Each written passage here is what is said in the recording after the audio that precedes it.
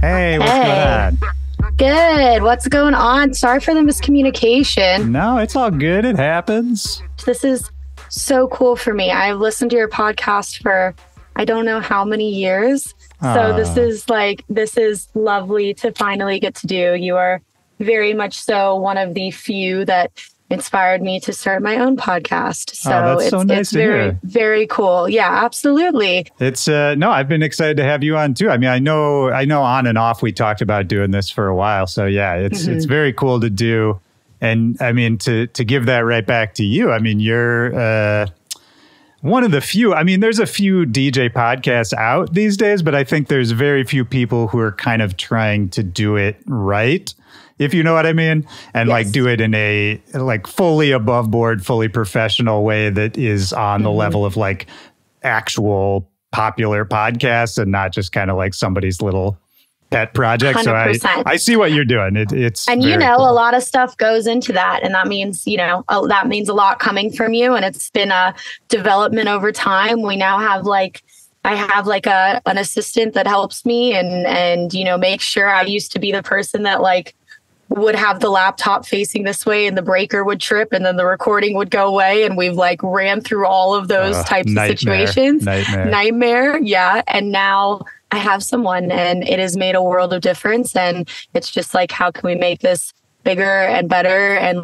reach the goals that we want to reach? And then, how do we get advertisers involved? How do we get sponsors involved? How do we do this on a level that is at live festivals and stuff? So we want to do it all, and we're gonna, keep going and keep trying to level up our professionalism until we get there.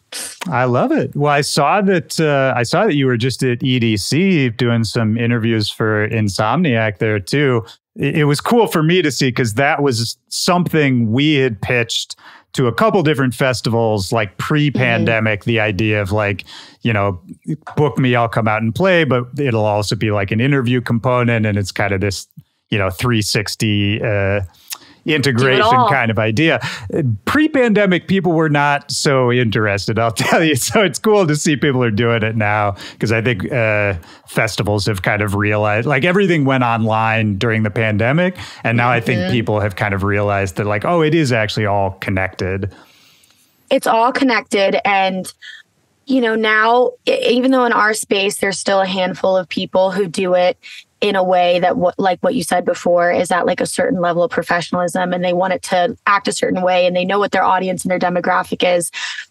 Everyone has a podcast. There's so many industries where everyone has a podcast. It's people used to joke on the Joe Rogan podcast, if you don't have a podcast, what are you doing? And I feel that combined with the effort of, unfortunately, blogs and press are in a lane now that is ever so diminishing. And while I appreciate what they do so much, and they've supported you and they've supported me and they've done so much for artists and festivals and event companies in general, I have more labels than ever that are we rather approach you as our PR outlet than go to these blogs now. And that's a whole thing in itself as well. It is a weird thing because I think we're in an era. I mean, I wonder how you feel about this because we're in an era where people are starting to have trouble reaching their fans again. So Instagram, YouTube, all these platforms are really, clamping down on artists with followings, anybody trying to put their stuff out there. So I think it is starting to go back to sort of that direct to fan, direct to listener model. And so in my mind, I'm podcast obviously makes sense for that. A blog could, if somebody did it smart, I feel there's maybe a new model for a blog that just hasn't been done yet that could kind of start popping off again. But I don't know. I'm not the person to make it. I feel it's in that world, it's very pay to play right now. And I think that with what we do, I'm not saying that the writers don't genuinely enjoy it, but it's they're running a business just like how we're running a business, but they have to keep a full staff running, and how do you make money to fund what you're doing, to pay your writers, to like, just like how we would pay media, or we would pay a lighting designer or a TM to help us with the weekend. Like, they have to compensate them for what their value is. And I'll never say, oh, well, you should be doing this for free or you should be doing this here. But now with how many people are trying to or aspiring to do this, social media is just so overloaded. And that's what you see with the clamps, where, you know, you'll see an article that Instagram's going to start charging for links in the stories, or, you know, Facebook has been pay to play for so long. And TikTok, it's like, if you got in at 2020, you know, very beginning of the bat, you're probably doing pretty well. If you didn't get in that year,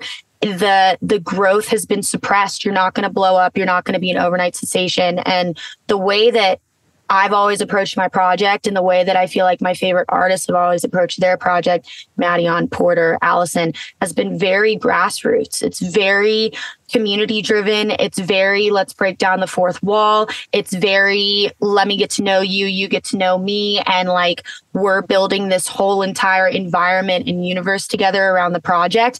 And I think that's what creates longevity. So I'm like all for it being a little bit harder than somebody just saying, well, you know what, I'm going to pay for my verification, and I'm going to pay for my music to be made, and I'm going to pay for the likes, and we're going to pay for this like look, because like the look doesn't equate ticket sales. It just doesn't. And that's the whole thing. That, yeah, that's a separate point too, is that I think more than ever, people are realizing the disparity between numbers of online followers versus ticket sales, and starting to realize that the number of followers you have is getting less and less valuable as time goes on, which is, yeah, it's an adjustment for some people. I mean, you mentioned the way you're doing it as more of a grassroots thing, and it made me think about your music and your sound as well. I was thinking about this earlier today and trying to think how I would phrase it. We'll see how I do. I'm going to preface this by saying it might be a little rambling, but I was listening to a bunch of your music, and what I like about a lot of your stuff is that it just sounds like you in a way. Like, it sounds like an individual. Like, a lot of your music, I think, can fit into popular scenes or popular sounds. Like, it's not like you're just off in space making music for who knows who. It's like it fits in, but at the same time, it never really sounds to me like you are trying to fit in or trying to, you know, copy a popular sound or style. And I don't know if I'm spot on or not with this kind of read, but to me, it sort of strikes me as like, just, this is stuff you like, and you're kind of just making your versions of it, but it also feels like you're not tied to any of it, which I don't know if that all makes sense, but it all kind of comes together to make it kind of unique to me in a way I really like. You are so spot on. I very much so, for a very long time, like when I started, it was kind of, you know, everybody's journey is different, and you kind of see people that are in your regional markets that may have made it out, and you use that as a little bit of a, like, not an A to Z handbook, but kind of like, oh, how did they do it? How did they do it? And you kind of look at these examples, and for a long time, I thought that I needed to fit into a box. You're going to make it as an EDM DJ. You're going to make it one sonic sound. You're going to make it brandable. You're going to do, you know, all of the lower level labels in that era, and then maybe do some vocal features and climb up a little bit more, and then do some production work. And that was kind of majority in like dubstep bass lane. And then COVID hit. And when COVID hit and the pandemic was in full force, we were not touring. I was not like sonically putting myself in a space to make things in the DAW for live settings. And then I kind of pulled back and I said, your roots in like metal and singer-songwriting and like classically trained music, and how much you like lyrically driven things, I wasn't even really singing yet in my music. It was just like, you get good at bass music. And it was a very hard pill for me to swallow, that sound design was never going to be my thing. Like, I'm a very technical individual, but like where my strengths lie are in songwriting and are in musical composition. Like, I feel like I can definitely make like a campfire melody or a melody that's going to get stuck in your head and stick. But when it comes to the post-processing and the virtual riot meets, space laces and all that stuff, that was just never, not that it wasn't fun to me, because I think I learned a lot, and I come from a background in Foley sound. So like I get the whole sound design thing, but it's also doing sound design and basics field recording, and then working in phase plan and serum and massive and omnisphere, and really taking these sounds to the next level. And that's what like defines your sound in bass music, is really what your sound design equates to. That was never something that I really saw myself going, you're not working smart here. You're just working really hard and kind of trekking this uphill weird battle. And in the pandemic, January, February 2020, I remember seeing on Reddit stuff happening in China at the end of 2019 and saying, this won't hit here. This won't come here. And then it came here, and everything kind of got flipped upside down. We were all streaming from our bedrooms. We broke down that fourth wall where like, I always wear like my heart on my sleeve as an artist. A lot of people have this like persona. I can't do it. I try to do it. Can't do it. So I just be me, especially with the podcast. Like, when people hear you talk that much, it's kind of hard to keep up like the David Guetta, I drive a Ferrari type of thing. That's like, one of my favorite things about doing it. And I'm sure you've had this experience too with your podcast, is that some people will come on with that attitude, or like with kind of the character on, but you tire them out. And then by the end, they're a normal person. And that's always a fun moment for me, because it's always more enjoyable for them too, is how it ends up. Absolutely. And it gives them, I think that's the cool part about podcasts, is I think a lot of people still in the EDM community that are fans and consumers struggle to realize the difference between an interview and a podcast. And like, do I really care? No, but I've gotten so many comments sometimes where it's like, I could be speaking to someone with a language barrier. I could be speaking to someone who is on the shyer side. And this is not a set interview of questions where we're a speed round. The questions were advanced to their team or to them as an individual, and they have these answers prepared. No, like if we end up talking about tennis or fishing or horse racing, like that's where the conversation goes. So it's really difficult as an artist to come in with a facade and then like know exactly where the conversation's going to go to be able to keep that like fourth wall up. It's just not going to happen. Yeah. It's funny when you said that, it reminded me, I haven't thought about this in like a decade plus, but when I was in college, I was taking some kind of music journalism course. I forget what it was. And I ended up interviewing the rapper Aesop Rock, who was like, he was really big at the time. And I was such a I was a big backpack hip hop kid in college. And so I was super excited for it. And I asked him all these questions and it was fine. But then at the end, I was like, can I ask you a question about video games? And he was like, oh, thank God. And immediately the whole like tone of it turned around. And that was the first time where I really realized, I was like, oh, I should have been asking about video games the whole time. Well, that was the thing with Insomniac Radio and doing the stuff with them over the weekend is, I kind of got briefed on, we had all these documents where you had background on the artist, and some of the artists I'd toured with, like Midas I had just gotten off the road with. Griffin gave me my first Red Rocks opportunity. Like, so some of these artists I had already really done my due diligence and knew on like a background professional level of exactly what was going on in their universe. But people like Armin van Buuren, no freaking clue. People like Miles O'Neill, no freaking clue. So I'm going through and I'm looking on briefings, and then, you have these kind of Google Docs with like, this could go off on TikTok and this could create a viral moment and like all of this.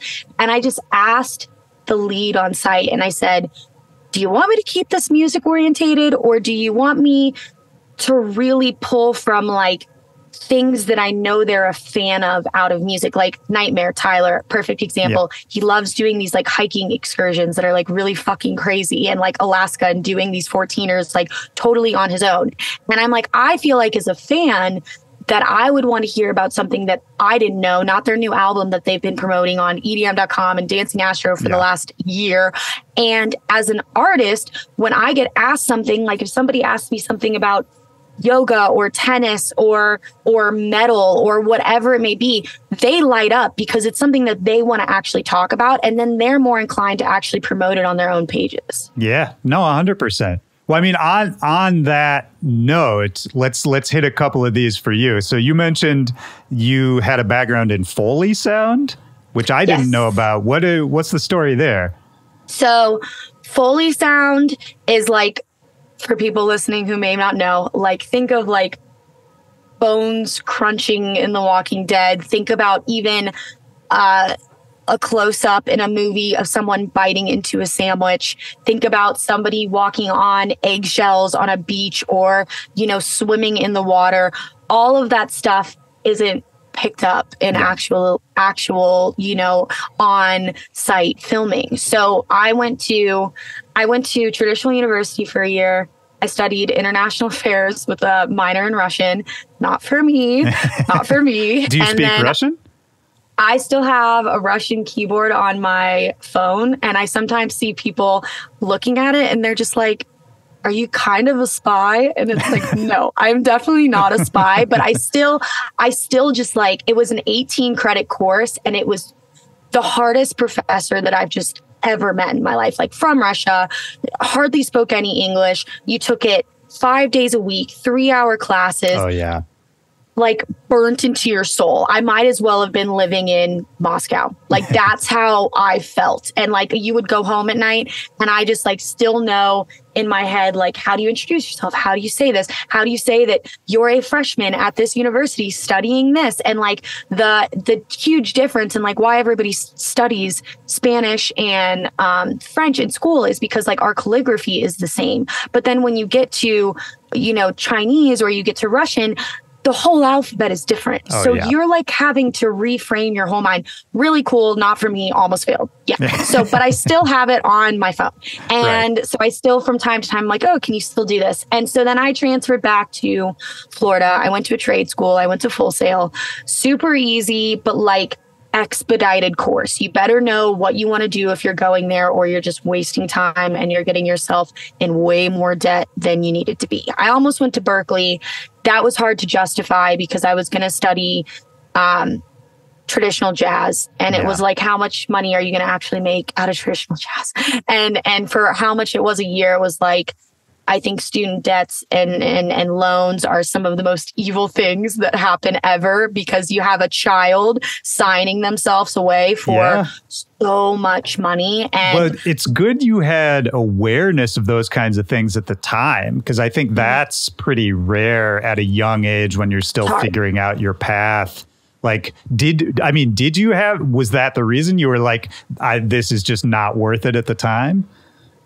I think it was, if I had continued at school, I would have been positioning myself to work on the Hill. And I felt like at that time, I was so politically misinformed. And like, I didn't even care about politics. I think in my head, it was just, you need to grow up. I went to a great school. Everybody went to an Ivy League school, or they got a sports scholarship, or they went to Juilliard or Berkeley or something with the creative arts. And that was kind of like a societal pressure. But I was also like a 15-year-old, 16-year-old kid singing and playing bass in a post-hardcore band touring. So I had always had music like fully in me. And I think that I just didn't realize that I could grow up and still do music. And that was something that really had to hit me in the face, because that it's not a societal norm to want to pursue a creative endeavor when you have the privilege to do something like quote unquote more. But now, I mean, even asking, like, I asked Armin van Buren, because he went to school for law over the past weekend. And I said, can you see yourself in a different universe doing this? And he's like, absolutely fucking not. Like, I definitely appreciate them, and they're on my team, and you have the music business lawyers and they do like the Lord's work, but that is like not me. And that's how I feel. I can't see myself doing anything else but like being in the culture of music. And may that like always be electronic dance music. I don't want to put like weight or like a bound on myself, because I think so many of the opportunities that have happened in my journey is when I like took the walls of what I felt should be happening out of the way and just let different things come, and said, you know what, I'll try it. If I don't like it, I don't like it, and I don't do it again. But entertainment is for me, 100%. Well, it sounds like, I mean, so you were touring in a band at like 15, 16? Mom so it sounds like me. You kind of knew pretty early. I knew. And I don't know why I went to traditional university. I think it was just like such the societal standard. Oh, I'm with placed. You. My upbringing was similar. I mean, like, nice private high school. A lot of people went on to do very impressive things. I mean, I did go to an Ivy League school, and I had a great time there. And, you know, I don't regret it, but also I'm not sure that I needed it, you know, for what I ended up doing. So I'm right there with you. I mean, I think that societal pressure is huge when you have that kind of upbringing. Even, I mean, for me, it wasn't like my parents or my community was like really pressuring me in any kind of negative way. But I think just internally, you put it on yourself because you just see everybody else doing it. And I think to me, it was like, do you go to school for theater? Do you go to school for classically trained music? And there was a thing where it was like, is this really going to get you where you want to go in life? I mean, I wasn't even thinking about those things then. I just know when I got to spring break my freshman year, I came out to Colorado where I live now, and I went snowboarding with my father and my stepmother. And I said, I fucking hate it. Like, I just said, like, this is like so hard for me to justify moving forward. And I can't imagine where I would be in life if I kept doing that, because I think once you get so far in, and it's hard because, you know, in our parents' generation, a degree meant so much more than it means now. It meant so much more. It meant a good life. It meant Social Security. It meant a 401k. And now I've gotten myself into jobs that I've had to work with no degree and on the job training, and I'm making more than people who have like masters. So that's hard. It's tough. I think there's still certain professions where you really do need it, but you're completely correct that I think the average value of an average degree has gone way down. And, you know, it's tough out there. I mean, everybody's struggling. Even people with tons of degrees are having trouble getting jobs. It's so hard. A lot more chaotic, which the silver lining of that, and I talk about this a lot, but it's that I think in this era, there's never been a better time to just go for what you want, try something new, put it out there. Even in like the age of social media, I feel like I still get questions from time to time. I had a podcast that I was supposed to do the other day, and then the artist's flight got delayed, and we were all set up and they weren't going to make it. I was like, well, shit. And I did like my first solo podcast episode. I felt like I tried to like embrace the vlogger in me. That's impressive. Super tough. But I like asked questions on social media, and I just said, you know, like, if you had anything to ask, like I'm only answering based on my own journey and my experience, but like, what would you ask? And I think a lot of people they just said, how can I get heard? How can I break through? How can I be discovered? And I still, to this day, even though it is an uphill battle and a lot of it does take pay to play money. I mean, I can't justify just where I'm at now spending money on social media unless it's something that I really, really want to push forward. Yeah. And that has to be record orientated. I think I spent like, and for me, spending money is like $20 on a reel. And that was for like an EP reel. And with that, I still think that social media is a powerful tool, but you have to be like advantageous in listening to the feedback that social media is giving you. Like, what do they want to see? Like, are you willing to do it? Like, I'm not a huge fan of social media, but I know it is a facilitator in how I can push my business as an artist forward. And if they want the selfie videos with me holding the phone and doing the weird bootlegs and saying, come with me to X tour stop, then I have to swallow the hard pill and just do it. And I think there's like a happy medium balance there, because even though I've never had like this like viral moment, I have people who I see that have 8 times the amount of followers as me, and I still get more comments than them. And I'm like, as long as the community is involved, that's what matters. I'll take 100 diehard fans over 100,000 followers, like any day. Yep. Yep. Yeah. I hope that message gets out more and more as we kind of move forward in whatever this era is, because I think a lot of up and coming artists and young kids are still getting caught up on the, I need 1 million followers kind of mentality that just isn't true anymore. And maybe it never was, but if it ever was, it's definitely not anymore. And so, wait, I want to make sure we close the loop on Foley here. Oh, as we got a million times sidetracked. So which is great. That means we're great. doing good. I mean, that's why we're here. Yeah. I went to expedited school. I did 2 years on campus in Orlando.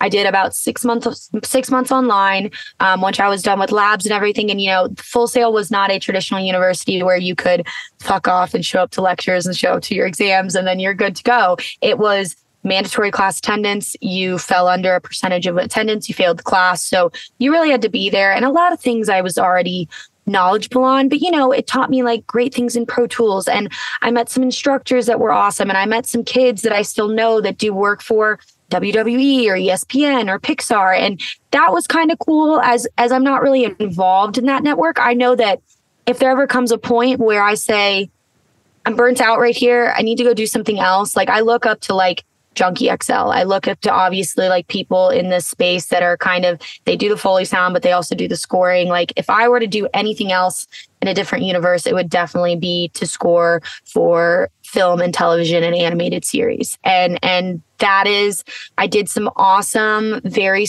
like small to large internships where I would develop sound banks and I would deliver 4,000 to 5,000 sounds a quarter and say, here you go. Kind of like a splice sample pack. I think that's a good analogy for what that is in that world. And you would go in Pro Tools and you would clean up all the sounds and you would label them nice and pretty. And then you would zip up the folder and send it in. And then, the people in the dub room would play around with your sounds. And that was very cool to me. But I feel way more. I could see myself just kind of how I like podcasting and also being a DJ and producer, doing Foley, but also scoring.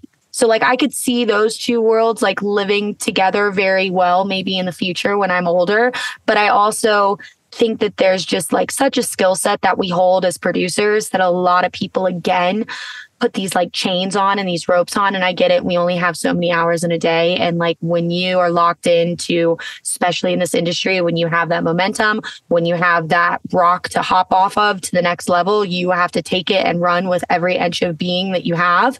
I also think that there's a world where you can just do a lot of shit with what we know how to do. If you are proficient in all of these DAWs and you are proficient in, sound design and vocal processing and vocal engineering, you're kind of like a one-stop shop to do a lot of things that a room of 20 people are hired on to do. Yeah, that's absolutely right. And you actually just made me think of something I was going to talk to you about on your new EP, the Ignite EP. Another thing I liked about it was actually the interlude tracks. And part of what just set me off was you talking about soundtracking, because I think some of those were they're not exactly like cinematic, like soundtrack music, but to me felt like they were sort of hinting at something you could expand a lot on in the future. And I could totally see some of that being used in TV, film, all of that kind of thing. And I don't know, it was just, I felt like it was actually what you want an EP to be, and what in dance music it kind of rarely is, where it's like you delivered the goods, you had the songs people wanted to hear, the big anthems, all that, but then also some really interesting stuff that maybe hints at a direction to come, or maybe a side quest down the ways a bit. And I don't know, I really like those. Not everybody spends time on the interlude tracks. I love that, because really the EP, if you listen to it conceptually, first, thank you, because those were actually, I always start making my tracks by using my keyboard and just my vocals. Always. Like it is the weirdest thing, especially in dance music, where normally you've got, when I collab with people, they just look at me like I'm fucking crazy, because I just start in a very, very odd way, but it's how I usually set my footings. And then from doing something in a singer-songwriter format, I will chop everything up. I will destroy it. I will oversaturate it. We will resample it again. We will run it through Serum. Like, we will do all these different things to create the actual melody. And for Washed Away and Where You Are, which are the 2 first singles on Ignite, those actually have stripped down studio versions that we're going to release with the remixes that are really out there. And I think people that really inspired me to do that is like early Flume, early Wave Dash, Madeon, just parts of Porter's early chapters where they'll have like all these commercialized songs and these songs that go off in a DJ format or a record format. And then you'll have this one song that you're like, what the fuck just happened? Like you step back and you just are like, whoa. And like with Flume, it would usually be a 105 BPM, almost like bleep bloop, like Alex Perez sounding track. And you're just like, whoa, like this is crazy. And I think that while I did not mimic that, like maybe for an album, I'll mimic something like that. I felt like I could do it in my own way with Dusk, Midnight, and Dawn. And the way that if you play it conceptually, Dawn goes right into Dusk, and it's the same piano and it's the same format. But in Dawn, you have like an actual verse, and like it's where I kind of took my vocals and I chopped it up. And it was right after Skrillex's Quest for Fire came out. Not the main one, but like the second album, right? Yeah. Right. He put out like 2, and one was like way more like top 40s poppy kind of records. And he did a lot on that were like, he had vocal manipulation where one, he did like this crazy thing with his kick drum where he was automating the EQ to sit at certain frequencies in his kick. And I did the same thing because I was like, oh, that's so fucking cool. And then he would take vocals and he would have some vocals at like double the speed, triple the speed, and then they would slow down, and then double the speed, triple the speed, and then they would slow down. And I remember I couldn't get my vocals to fit in the outro. And I was like, wait, let's just consolidate it. I just want to see this. And then it had this like really jumpy, cool vibe. And I was like, that's it. And it's just like this low, weird indie electronic track. And that's what I now literally don't want to write anything but EPs, which I know I can't do. I know I can't do it. But creating like a real universe for the first time really showed me how much I enjoy it. And it showed me how much just so many notes of things that I want to do bigger and better next time. So now like me working on another EP that is a little bit more sonically aligned. Like this was the first body of work that I put out that like didn't have a bunch of collabs, didn't have maybe co-writers or other features. Like it was just me. And I had to find a home that allowed me to just be me, because I just wanted this record to come out to really kind of like grant myself musical freedom to where now when I put out more music, it's like, if it's drum and bass, you can't say I'm a dubstep artist. If it's 130, you can't say I haven't released something like that before. And I know it's like a record where I did it with Doma Doom, who they're an LA based small indie label that does everything from, again, bleep bloop to like hyper pop shit. And he let me do it for what it was. We had no marketing budget. We did nothing. We got awesome Spotify support. The streams are growing over time. People are finding their favorite singles and their favorite records from it. And I'm just like, I don't really need anything more than that. Like that is so satisfying to me to be able to do that and still look back and say, these are hitting 10K, these are hitting 15K, this is doing this, and I didn't spend a fucking dime. And like, that's it. That's the definition of like me feeling artistically fulfilled. And while it's not always gonna be like that, and I love making like the banger records, like stuff that I'm working on now, being in like collab era and doing the nostalgic bootlegs and everything that everybody like wants in this climate, I just want to have that duality of original music, because I just feel like now there's just so many artists that are killing it, and like they get this like viral moment, or they get this like form of momentum or support from a large like A-tier act, and then they like stop writing original music. And it's like, it's only going to get you so far. The covers, the remixes, the bootlegs. I don't know. What do you feel about that? Oh, I completely agree. I mean, I love a good bootleg. I love a good cover. I mean, that's just the DJ in me. I don't think that'll ever go away. But yeah, you can't tie your whole thing to it, because it's if it's just a gimmick, it's not going to work kind of in a holistic way. It's not going to translate into long-term bookings or fans, because that is something very ephemeral, you know, that goes away over time. It is very of the moment. The shorter way to say what I'm saying is I don't think that's a way to build meaningful connections with people. Agree. I think it's super fun. I love when people do it, but it's, you know, you gotta do a little of both. I mean, you look at like the OGs. I like would always look at who you have on your podcast, and it's like a lot of these names, like they just didn't get where they are by doing a bootleg or taking a 90s sample and remixing it. It's really difficult. And even though like it gives you that like gold star of like I went viral and like I got this like self-satisfaction, there has to be like a better way to connect with fans. And it is the road less traveled. It is such a longer road, and everybody has like their own aspirations when they get into this. Some people like want a quick pop, and they want to do every festival under the sun, and they want to release as much music as possible, and then they don't care. But I think that people who like music is like their central being, they want to create longevity. They want to create a community. They want to create a fan base that is like going to love this album and maybe hate the next. And like, that's okay. I'll go even further and say, I don't even really care if somebody produces music or not. Like, it, to me, I can fall in love with a DJ just as easily as I can fall in love with a producer. But it's all about having that vision for it and not making it sort of a quick disposable thing.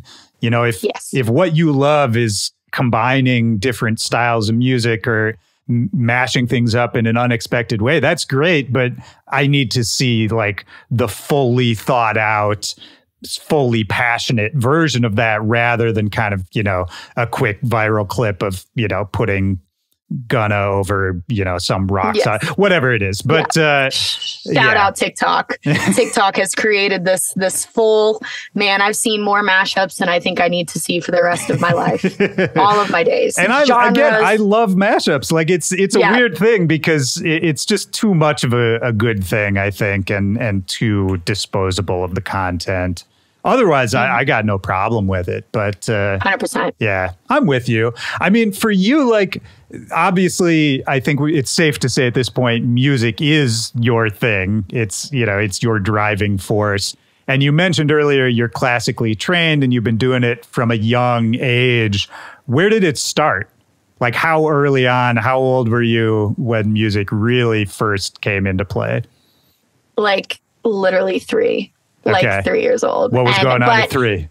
But yeah, right. Throwing it back to the good days. When I was 3, I was put in, I think you either became like a sports kid or you became like a music dance kid. And I did classically trained ballet for 3 to 13. And I did classically trained cello and violin and piano. And when I did them at the same time, definitely became a theater kid. It was kind of like, is she going to go for like the Broadway thing, or is she going to do this, or is she going to do that? And then I became very tall, like way too tall. Were you one of the girls who like had a growth spurt early? Oh yeah. I was like the girl in 7th grade who was doing all of the, and it's hard because like in the world of dance, you have, I think a lot of people think of like dance moms and like these crazy shows where they're doing like acrobats. Like, no, like I wasn't doing like back hamstrings, like like I was like 9 years old in point shoes, destroying my lower body. And it put so much, like my instructors were from Russia. It was the only like classical kind of studio in St. Petersburg. And people who left that studio went on to dance for the biggest ballets all over the world. And we're talking about St. Petersburg, Florida here? Florida. Yes, not just Russia. Yes, sure, Florida. Yeah, no, that would have been crazy. But my instructors would go to Moscow every year. They would go to St. Petersburg, Russia. They would come back and they would bring students and they would bring instructors. And it was this thing where it became your life. You were there 6 days a week. You did very minimal competitions, more, we did the Nutcracker every year, and we did, Don Quixote, and we did all of that stuff. So it was like discipline was instilled in me at a very young age in a very, maybe not great way, but great way. And then I grew really, really fucking tall, and I was like 5'8" when I was 13, and I was towering over everyone. And I just remember my instructor at the time said, well, she could be a rocket. and I was also I took classically trained music stuff until I was about 8. And then when I was 8, I didn't want to do the whole classical thing. I wanted an electric guitar, and I wanted a drum kit, and I wanted everything that didn't have to do with classical music. And that was it. And I started working in like SoundForge, like downloaded SoundForge, such an old dog. Oh yeah. And just classic. How do you write everything and play everything? And I'm sure somewhere in the deep, dark depths of YouTube, terrible videos of me. Was anyone encouraging this in terms of like, did you have a peer group, other friends who were into this kind of stuff, or was it just you?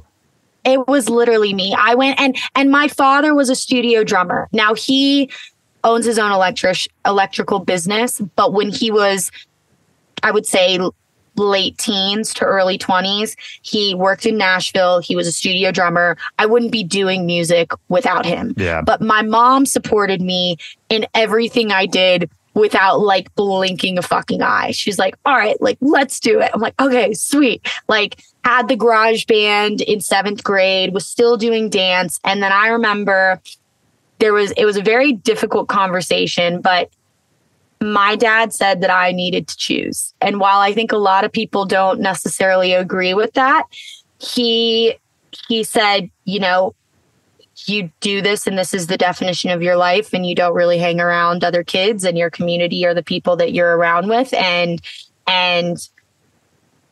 do you want to do music? Do you want to do dance? And I think I knew I was a phenomenal dancer, but I knew that like the actual trajectory of where I wanted to go was really hard, like super difficult, of like what I would have to climb and what I would have to do. And like, maybe it would be Broadway, but then, you have acting and stuff like that would work into that. And then I also, when I was a kid, would go back and forth to LA and do like extra work and like stuff with Seventh Heaven and stuff. And According to Jim and Everybody Hates Chris. So we gave that a shot. And like, wait, what kind of work did you do for them? So like guest starring child work. Oh, really? Like, yes. Yeah. So that was.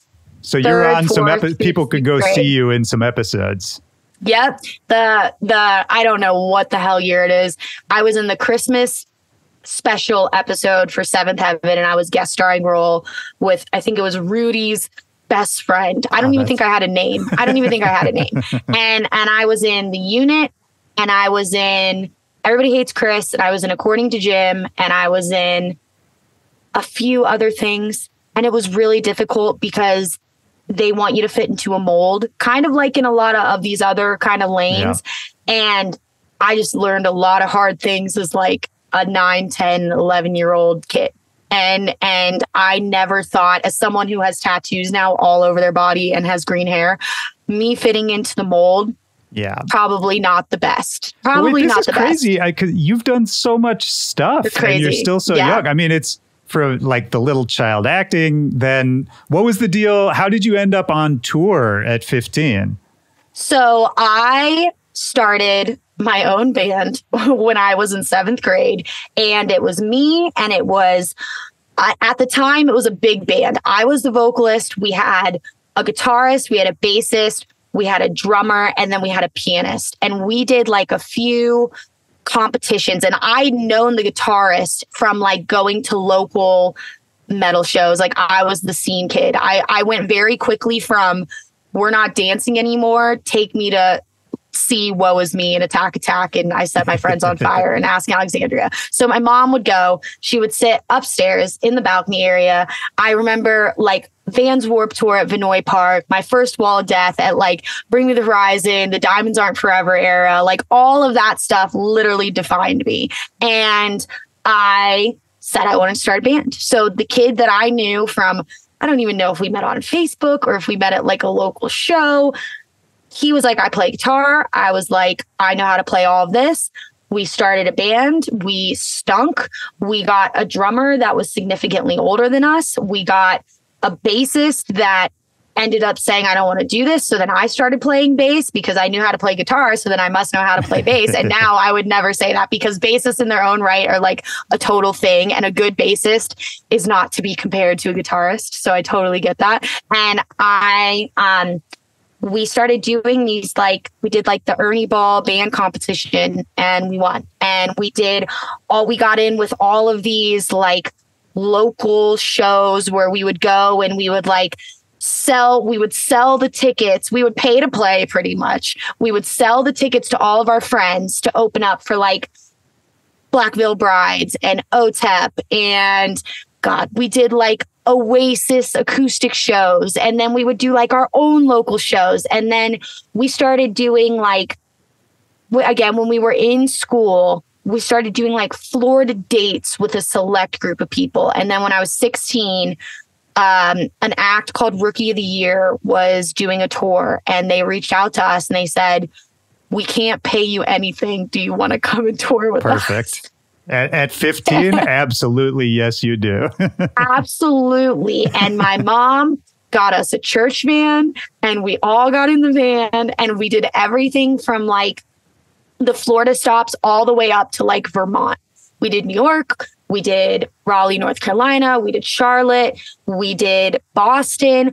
All like venues that are like the size of this room, like singer-songwriter, alternative, indie rock music. And I thought it was the coolest thing ever. And like, I now running my own business of what Lizzy Jane is, can't imagine how much money my mother spent. I don't even want to know. I don't even want to ask. I just say, thank you. And I'm filled with as much gratitude as possible, because like, I just think that was such a privilege to be able to say, hey, let's go do it. Because now my friends in bands are like, us as DJs are hardly holding on if you're not at a certain level. Band is tough. People in bands, oh my God. The audio, front of house engineer, you're splitting it between 4 people. You've got your own roadies. You're paying for your travel, like just crazy. And then they're not even getting paid as much as us.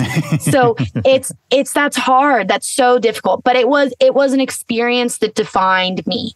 And then came back. I did 6 months in virtual school, which is what I had done when I was doing the acting stuff. You got to do 3 hours a day. You make sure all your work's turned in. I went to a good school that was cooperative on that level. I was a decent student that didn't fail. I would not say that I was a highly intellectual individual. I was street smart. I would say I was not book smart. I knew how to memorize things really well, but not obtain actual knowledge unless it was music. So I did great in band class. Great in music theory. That was about it. And then came back. It was my junior year, and it was time to think about college. And that was it. Okay, so we covered all of this. I want to make sure. I have a bunch of things. Tell me about being a local DJ in Florida, which I assume is like post-college. Post-college. It was right when I graduated when I was 21. I started the residency when I was 20. So I remember when I started that residency, you had like a bar tab. And I remember I would try and drink, and the girl knew I wasn't 21. And she would always be like, you are not old enough. You are absolutely not old enough. And it was very cool because, I look back on it and I don't want to like live life in regrets, but would I have approached my project differently? Yes, I would have. But at the time, I looked at it in a way of, tell me another way that you're going to get me in front of somebody so early on at such a high level, where in the market of Tampa, you had one venue, and that venue was the Ritz Ybor, and it was a Disco Donnie sponsored venue. Any commercial act from Gareth Emery to Excision to whomever it may be was coming through that door. And this was before we really saw a spike in DJs taking huge support players with them. Yeah. Now, I don't think that position held the same value that it did. But at that time, you never had support. You had, I had to work my way up. I will say I was not like this lead resident until I think I was 22.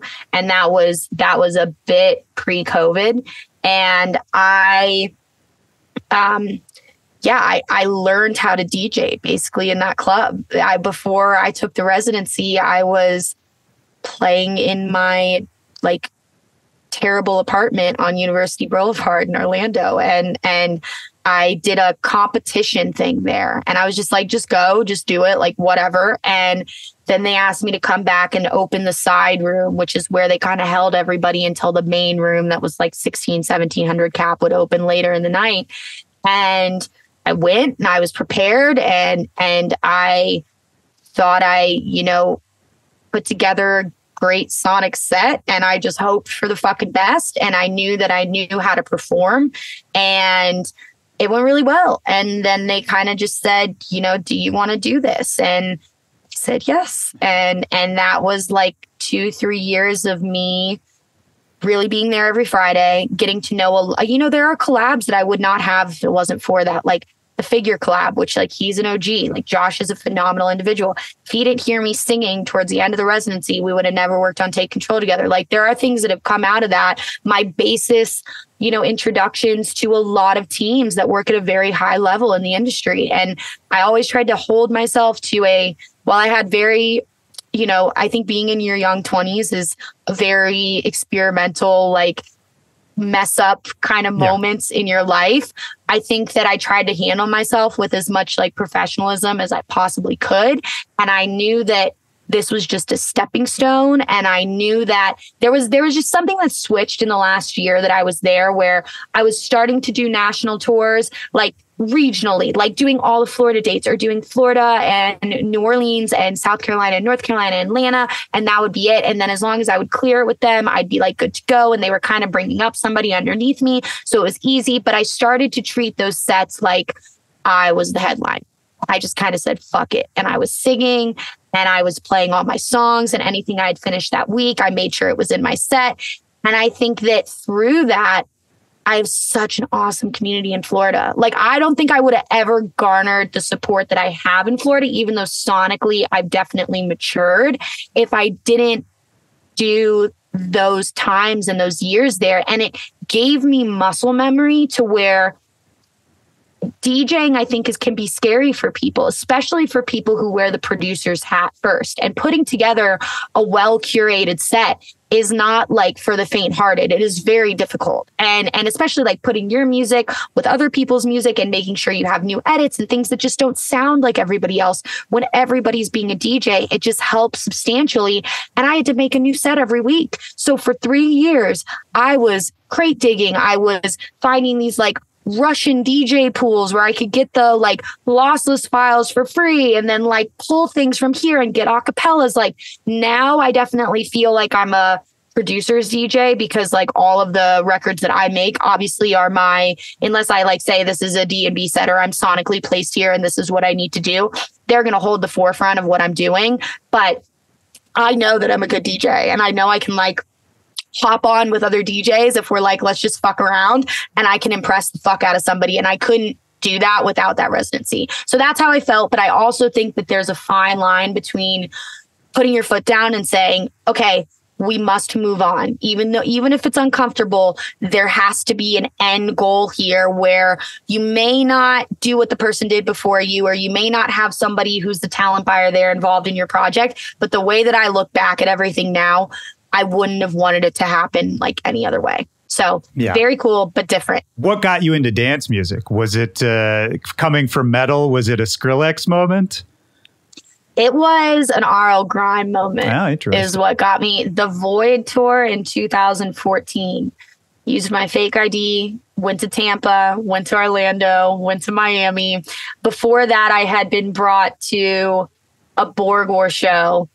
I was a little bit like it was hard for me, because I came from the mosh pits and the metal scene, and all the girls dress like guys, and we have like our Vans on, and we're like standing like this, and then it was like all of these naked girls on stage, and it was a big like cultural like whoa for me, but I was in like a very like dirty nightclub. And then when I saw RL Grime, I was like, wow, he's bringing like music from the 90s and he's got these crazy remixes and he had these like floodlights. And like, I think lights are so powerful. And when I get to that point, I really don't want a visual screen behind me or an LED wall. Like I really just want to use the power of lights. And he did that in the Void tour. And I thought it was the coolest thing ever. And it was like that like Alice in Wonderland, like warehouse era. And I was just like, this is what I'm in love with. And even today, like I love like the D&B raves that are in the warehouses. I love the techno raves that are in the warehouses. Like that's the kind of electronic dance music that I love. But I know the space that I want to fit in is very much so in line with like having a hybrid DJ set and then also being able to have like a live set, like a Good Faith era, like a Nurture era, like where you have these artists that are able to reinvent themselves like Madonna does in like pop music. Like it's possible to do it. It just takes a lot of time and it is the road less traveled. Yeah. I mean, that's, again, to go back to the Ignite EP, those interlude tracks, to me, it's smart because you're just leaving room to grow. It's just hints at the way things might go. I mean, that makes total sense to me. All right. Well, last question before we wrap up here. You do so much stuff. You're wearing a lot of hats all the time. You're doing the podcast, you're producing, you're singing, you're DJing. You do Patreon still, right? As well. Mm-hmm. I do. I very much so do. Yep. I love teaching. So my question with all of this is, is that your happy place? Like just having things going a mile a minute? Or have you figured out a way to sort of organize your life and keep yourself mentally stable in order to deal with how much is going on? It's definitely ever changing because I think some months I have little to no touring and I feel like my life is very well balanced. And then some months when I'm gone, like every weekend, like this past month of May, it's difficult. It's not difficult. I love it. But I think that there's like in the winter, it's very easy for me because I'm moving to Colorado was incredibly healthy for me. Was not a Florida girly, was not a beach, let me sweat and fish kind of deal. Yeah. Love hiking. I love snowboarding. Snowboarding to me is like, that is my reset. The fact that I can get in my car and I can drive an hour and a half and I can have a whole day to myself, no one else with me, and just like be out in the open, like having those moments for me, I think are very, very important. And taking the time to do that. You take a Thursday, you take a Wednesday, you just go. And I have that ability to do that here so easily that it's provided great value in my life. And I think it allows me to like stack more on my shoulders without me going crazy, because I think a lot of people when they, and I am definitely cautious in the lane where I think people can lose themselves in their work, especially when they love it so much. I love it so much. And I'm like, lose myself in my work. Like, I'm okay with that. Like, I'm totally cool with that. But as long as I think as long as for me, it's a conscientious decision. And I know when I have to remove myself to go and not do the things that I like love in this work universe that I've created, then I have to do it. Like this Saturday, I'm going to go snowboarding and it's going to be May 30th. And I think that's like fucking amazing. Like that's so great. Cool to me. And so having that nature duality and me also being like in the gym a lot, I do yoga, like all of that stuff helps substantially, but it's a constant effort. It's like anything, like you have to prioritize putting your mental wellness first, or it won't be put first. And I think that that's a huge thing, especially with like someone who is young like me, who I feel like I've worked for a very long time to establish a very good foundation for this project that's finally getting me calls that are like, hey, this artist wants demos for a collab, or hey, this artist wants to remix you, or hey, you've got a tour offer. You really don't want to ever say no. And like, while the power of no is big, when they're all great fucking opportunities, like you're like, this is what I've worked for. Like, it's time to fucking go. And I feel like I've made sacrifices in my life where I've put myself in a position now to where I can, without any gut, weird feeling, second thought in my mind, go, I'm all in. Like, let's run it. Let's go. I can have it to you tomorrow. Done. And that's how I want to do it right now. That's what I'm going to do. So that's kind of what keeps me balanced currently. Well, that's good. And I'm sure, I mean, we went over, you know, all these different phases you've been through to get here, and to have this one really clicking, not only personally, but, you know, it publicly as well. That's got to be a great feeling. And I can totally relate to finally landing on the thing. And then, finally. And then, you know, all of the shit that used to bother you to do now is actually, you know, a pleasure. And that's a really nice flip. Only time. It's like time, consistency, hard work. You just have to be patient. I think for like so many people are just like, is it going to happen? Is it going to happen? Is it going to happen? And it's just like, you have to be the one driving the ship. And like, if no one else is on board the ship, you still have to drive it. And you still have to keep moving forward, and like, just know what your vision is and try and stay as true to it as possible. And I really do think it eventually happens for most people. Well, look, I speed ran a lot of these questions. I could talk to you about a lot of this way more. I know, this is great. Yeah. And I hope we come back and do it again. But before we wrap this one up, anything else on your mind? Anything else you want to get out there? Anything else we should say? Please go stream my new EP, Ignite. It is a 7-record EP, tells one story. It is a conceptual body of work. It is like my like little child that I've put out into the world that I now feel like can grant my project musical freedom, and like that makes me so fulfilled and so excited. And I greatly appreciate you having me on. This is like so cool to me. And I always have said to anyone since like the podcast started, I'm like, I want to be the Willy Joy of the next generation, to have all the legends on. And like, that's it. So like, you having me on just means a lot to me, and I greatly appreciate it. Well, it means a lot to me too. You're doing it right. I'm a fan, and let's do it again, man. This doesn't have to be the only time. No, absolutely not. Thank you so much for today. Thank you so much. It's so great to talk to you. Thank you. You too. Have a good one. Bye-bye. Bye-bye. See ya.